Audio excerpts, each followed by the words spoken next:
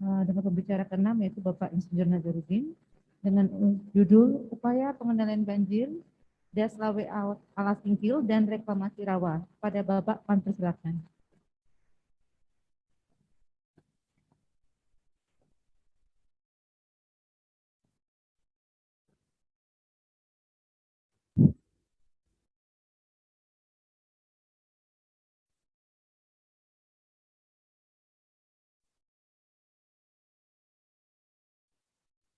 Mohon perhatian Bapak, mungkin kita lanjutkan dengan satu materi saja. Dan Ibu Azizah mungkin lanjutkan setelah break sholat gitu ya.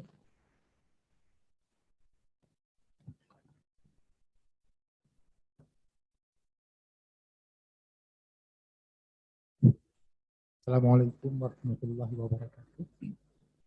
Untuk tidak memperpanjang mukadimah karena waktunya sudah menjelang waktu zuhur. Kalau menyangkut masalah banjir itu saya nggak usah sampaikan lagi ya. Saya mungkin mengambil kan boleh dikatakan wilayah das juga, wilayah das Lawe Alas Singkil. Kenapa das Lawe Alas Singkil ini penting untuk kita pada kesempatan kali ini? Karena seingat saya itu tahun hampir 2 tahun ya, ini kebetulan ada Pak Mawardi, tanggal 27 Februari di Jakarta ada rapat koordinasi yang khusus membahas tentang upaya pengendalian banjir Lawe Alas Singkil. Buat saya sendiri, Lawe Alas Singkil ini sebenarnya saya sudah dilibatkan untuk bagaimana banjirnya itu tidak lagi terjadi. Memang kalau kita lihat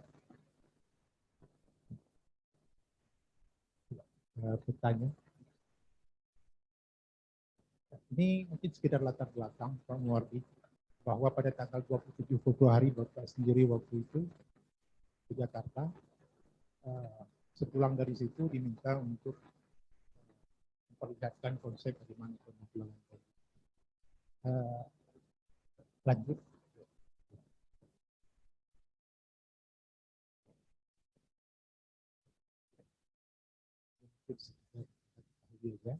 Yang ingin saya sampaikan adalah bahwa das Lawe Alas Singkil ini itu hulunya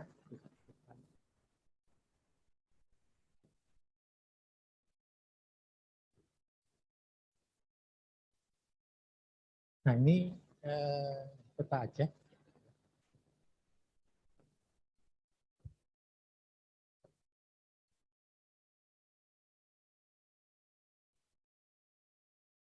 Yang tertulis kebetulan lokasi PLTA. Ya.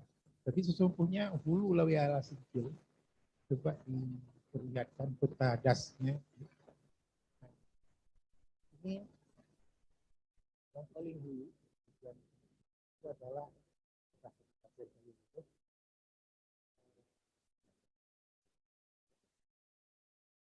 ketinggiannya sekitar 2000 meter. Ini kita coba lihat ini gambaran secara khusus. Pada pertemuan dan kesempatan semuanya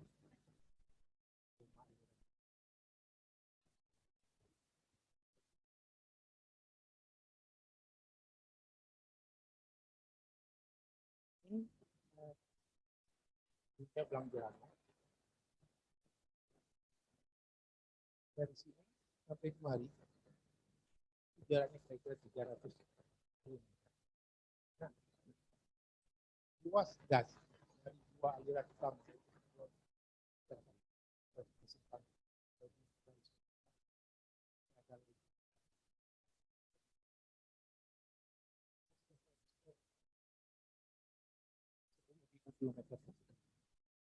daerah yang paling parah banjir itu letaknya di bagian kiri. Nah, sungai bagian kiri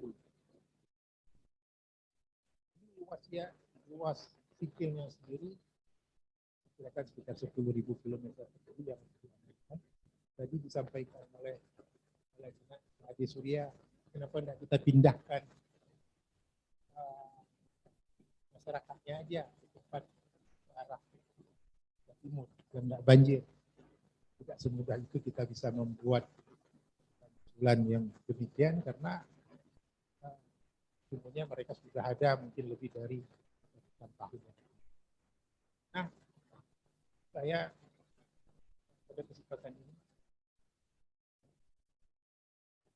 ingin melihat bahwa banjir itu hendaknya tidak kita lihat itu sebagai sesuatu besar. Bahwa banjir itu juga bisa memberikan manfaat. Tadi ada disinggung bahwa di Rum Bantaran Aceh, dulunya setiap tahun kita sedimen layang. Nah pada kesempatan ini, banjir Singkil ini kenapa sedimen layangnya tidak kita upayakan untuk kita mampu? Memang masih ada tantangan, kalau saya merasa ini belum cukup untuk bagaimana melakukan satu reklamasi rawa. Nampak petani. Saya ingin tunjukkan bahwa di hilir Lawe Alas Singkil itu ada rawa Trumon dan rawa Singkil yang luasnya lebih dari 120.000 hektar. Nah, lahan seluas 120.000 hektar. Ini bukan adalah satu sumber daya yang sebenarnya bisa membuat Aceh itu lebih bagus. Memiliki ketahanan pangan yang luar biasa. Karena pada sungai yang lain, kita coba itu berapa potensi sedimen layang. Sedimen layangnya saja. Sedimen layangnya saja itu setiap 1 kilometer itu sekitar 200.000 ton.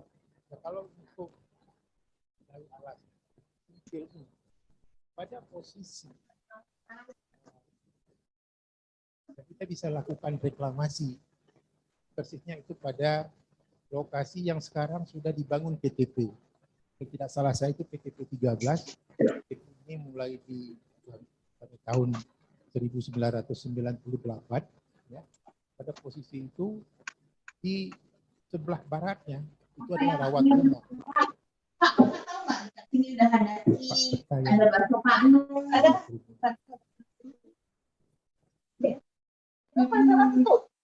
Abang dong.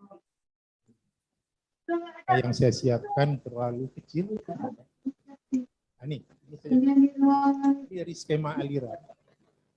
Ini kalau kita lihat itu sejak dari kita turun dari Gunung Kapur di sebelah kanan ini hamparan rawa Trumon. Hamparan rawa Trumon ini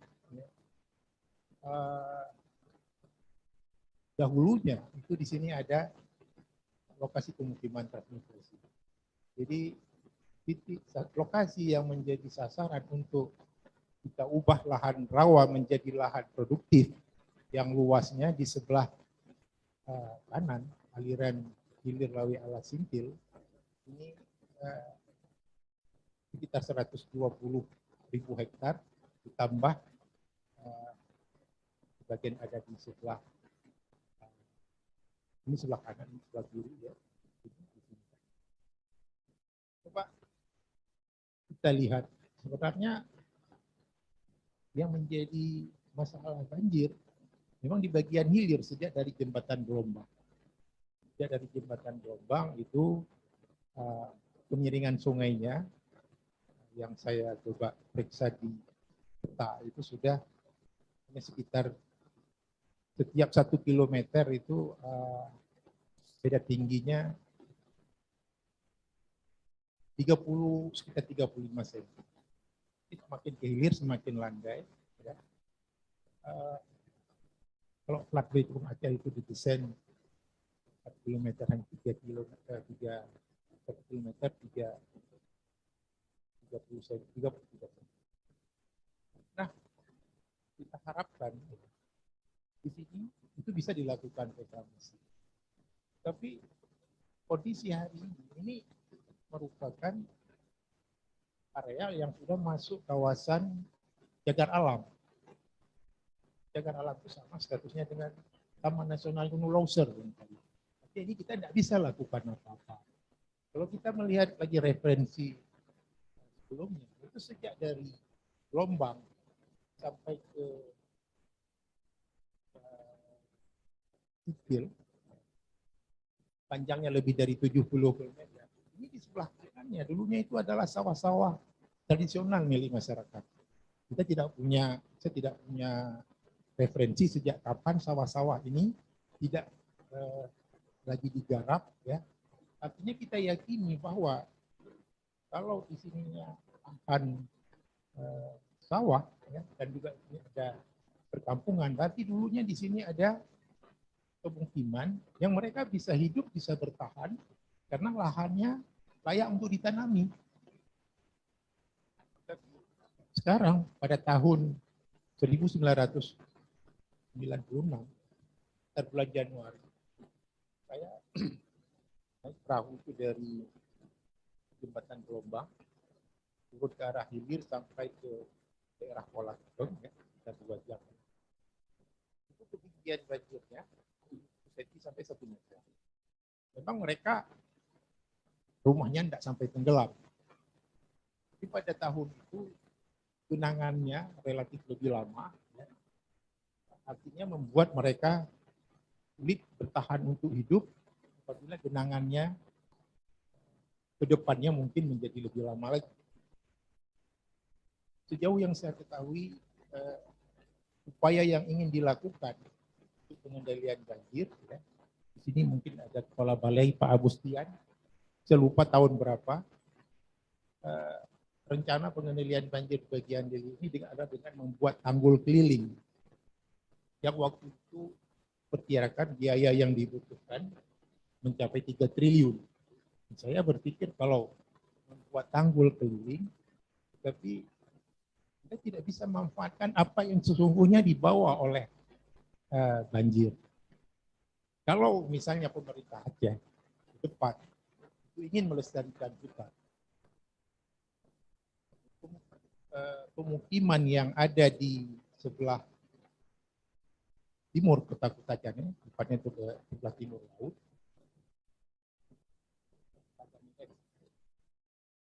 ada beberapa sungai, ada Lawi Bulat, kemudian ada Lawi Pisang, ya. Terus ada Lawi Kina, ada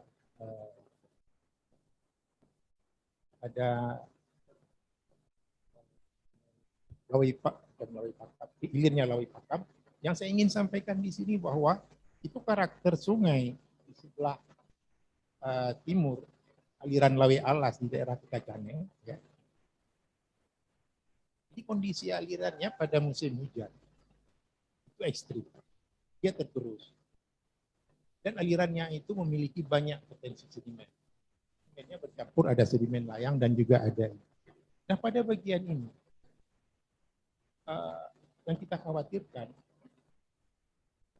itu ke depan apabila tidak ada penanganan pengendalian sedimen di sini, ya. Kita sepakat itu banjir bukan sesuatu yang harus terus kita risaukan, tetapi kita tidak bisa berpangku tangan karena kota Kutacane ini adalah pusat pemerintahan Kabupaten Aceh Utara. Itu sejarak 4 kilometer dari kota Kutacane ada celah yang diapit oleh bukit, ya. Sedikit di atas desa 4 kilometer dari hilir Lei Mamas.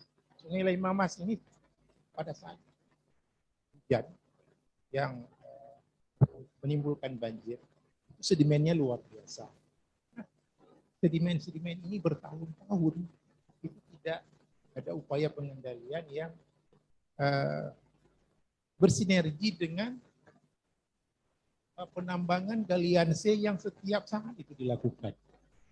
Panjang 45 km itu pada pertemuan Lawi Mamas dengan Lawi Alas, sampai ke lokasi Muara Situlen.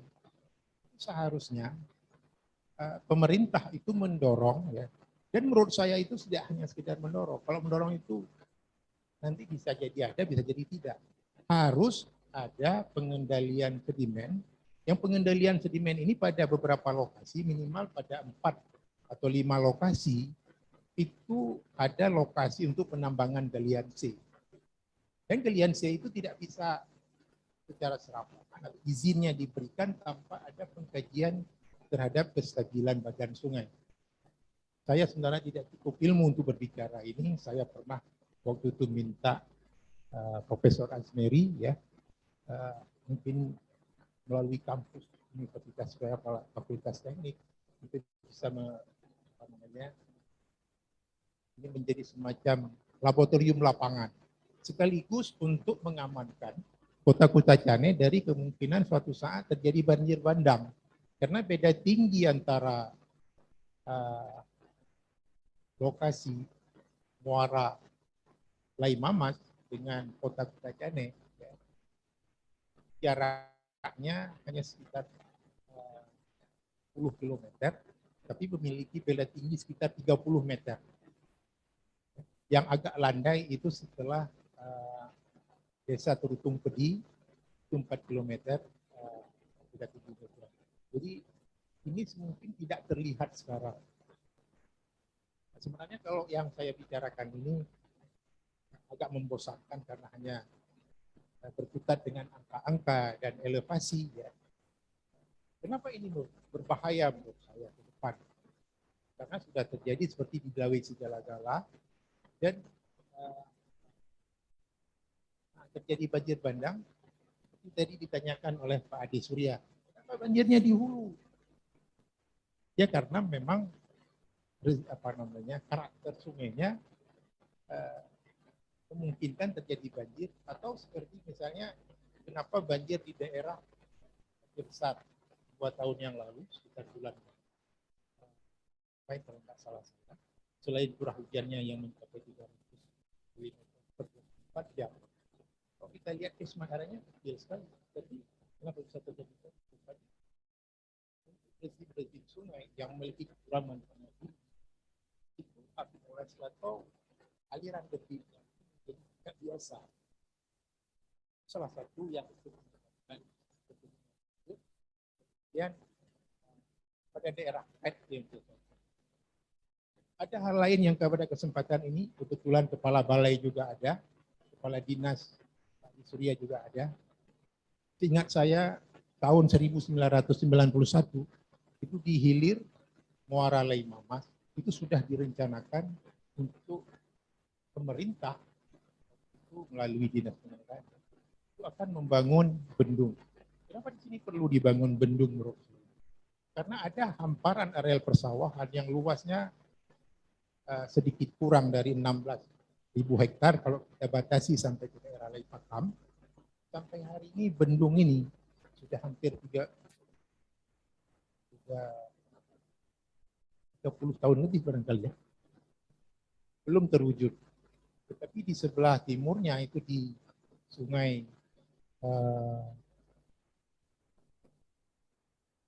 ini Lawe Alas, ini Lawe itu sudah dibangun. Beberapa waktu yang lalu bendung ini juga hancur barangkali karena ada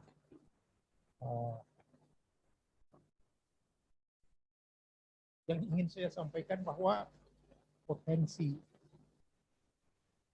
yang tidak difasilitasi oleh prasarana irigasi itu akan mengakibatkan orang cenderung mencari alternatif lain. Yang kita lihat sekarang areal Taman Nasional Leuser yang sebenarnya tidak boleh diganggu sama sekali. Itu kalau kita lihat di peta semua kita mungkin bisa melihat yang arealnya itu menjadi terbuka. Artinya ada aktivitas masyarakat untuk kehidupan dari alternatif lahan. Jika irigasi ini ada pada lahan seluas hampir 16.000 hektar itu, saya yang paling mendesak itu adalah dibangunnya bendung untuk irigasi Lawe Alas. Irigasi Lawe Alas beberapa tahun yang lalu saya melihat angkanya itu tidak lagi 16.000 hektar. 16.000 hektar itu kiri dan kanan. Yang tinggal itu 4.000 hektar. Artinya ada daerah yang ke selatannya itu sejak dari Lawe Kinga sampai ke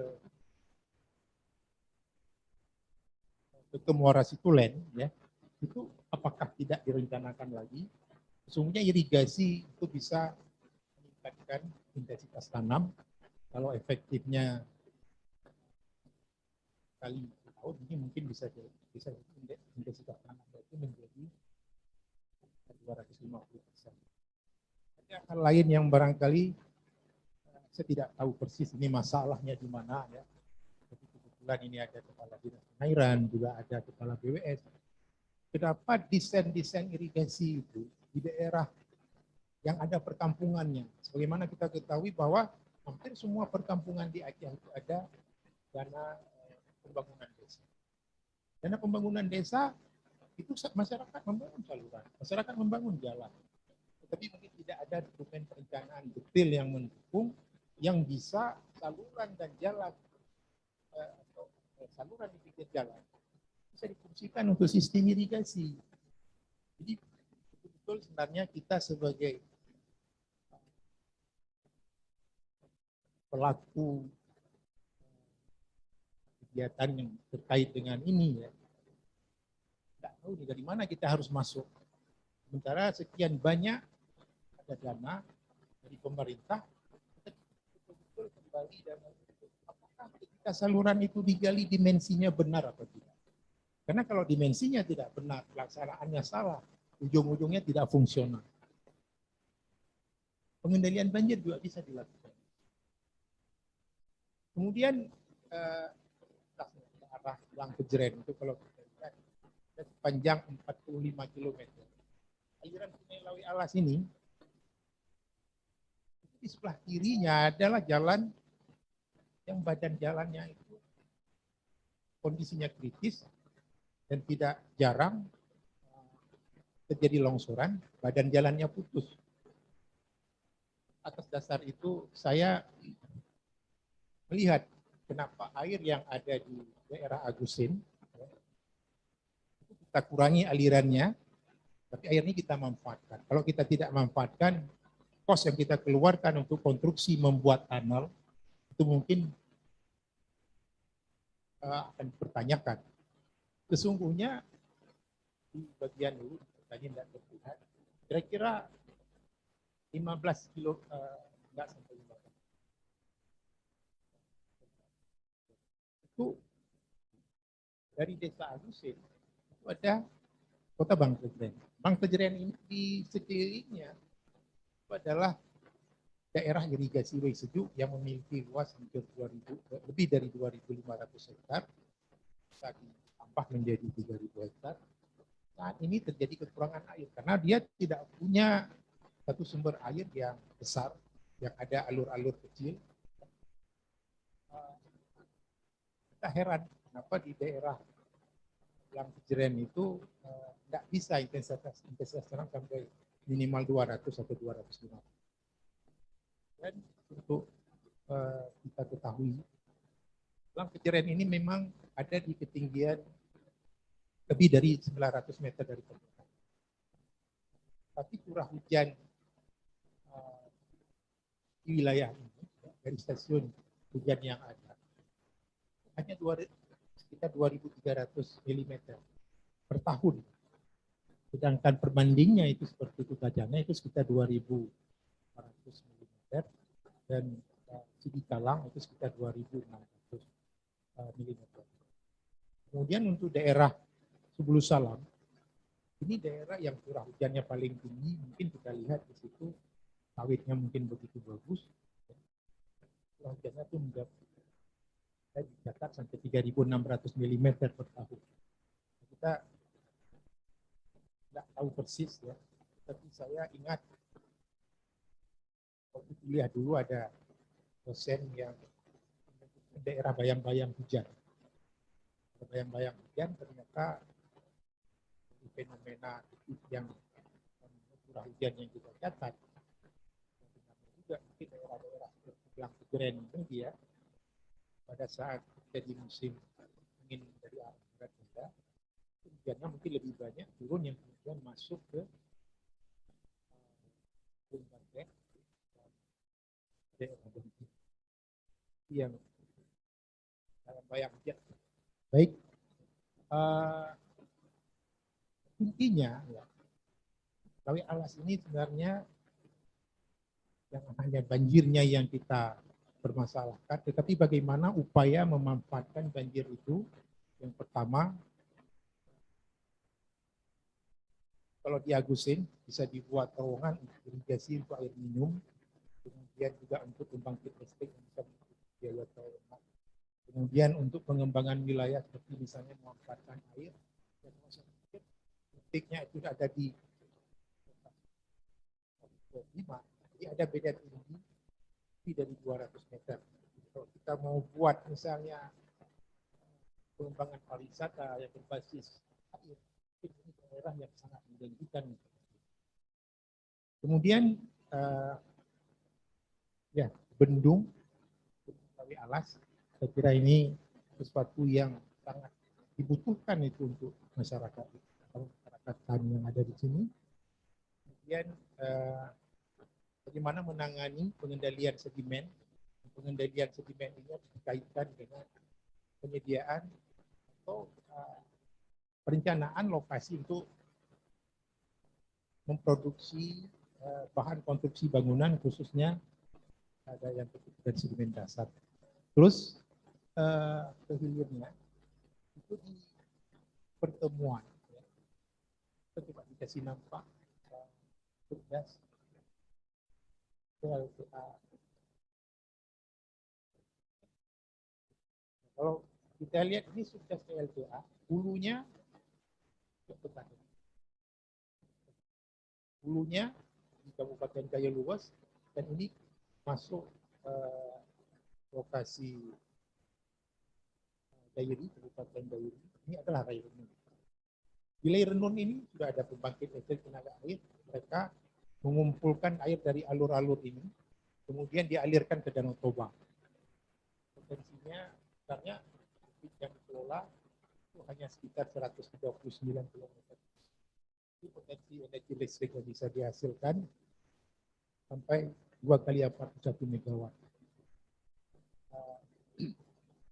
Ini Lawe Renun, ya. Sebenarnya pemerintah Aceh juga harus mendorong terwujudnya itu pembangunan bendungan Lai Suraya. Pada posisi ini, kalau kita tidak mengabaikan air yang ditangkap untuk PLTA Lai Renun, ini luas gasnya sekitar 7.400 km. Nah, pada posisi Lai Mate, ini sesuatu yang menurut saya sangat penting untuk ditindaklanjuti ke depan terkait dengan topik banjir yang kita bicarakan. Bagaimana aliran sepanjang 70 km ini itu kita terbebaskan dari banjir. Potensi debit di sini 5.000 meter. Yang di pertemuan lagi nendang dengan pada skema itu saya ada menunjukkan lokasi-lokasi yang kita perkirakan sesuai untuk pathway. Kalau kita lihat di peta itu di lokasi pola kepul itu pemuara jaraknya lebih dari 60 kilo, sementara kalau kita langsung arahkan ke pemuara jaraknya hanya sekitar 18 kilo. Jadi saluran yang kita bicarakan itu kalau banjir harus disesuaikan dengan konsep reklamasi rawa. Saya ini menjadi suatu lapangan kerja yang sangat menentukan. Terus supaya membebaskan banjir yang ada di Kabupaten. Kemudian drain yang ada. Nah, saya pernah tanya ke seorang ahli tanah bahwa air rawa yang asam saat tercampur atau bisa didesak datang dari hulu, air asam ini bisa dibuang melalui tanah. Dan ini menurut saya yang menjadi tantangan supaya orang tidak terus merambah hutan. Itu Pak Zulfikar yang pegiat lingkungan. Saya kira hutan ini juga kalau tadi disebutkan oleh Pak Syahrul bahwa setiap das itu minimal ada 30% dari luas das, ya, dari luas das. Saya kira ini sesuatu yang betul-betul harus bisa diwujudkan atau kalau bisa sampai ke kanun, Pak. Karena berapa banyak lokasi-lokasi seperti Alas, yang banyak, ya, dan juga Benon, ada 11 sungai menjadi bermasalah ketika kita ingin membangun bendungan dan mengambil area hutan. Rata-rata area hutan di daerah hulu masuk hutan lindung. Tapi kalau kita lihat dalam ketentuan 30% itu, kita ambil misalnya ini luas das ada 10.000 kilometer persegi. Nah, kalau 10.000 kilometer persegi kita hanya mengambil 4.000 hektar. Berapa persen? 1%. Karena waktunya sudah ini. Kita pada ini. Assalamualaikum warahmatullahi wabarakatuh.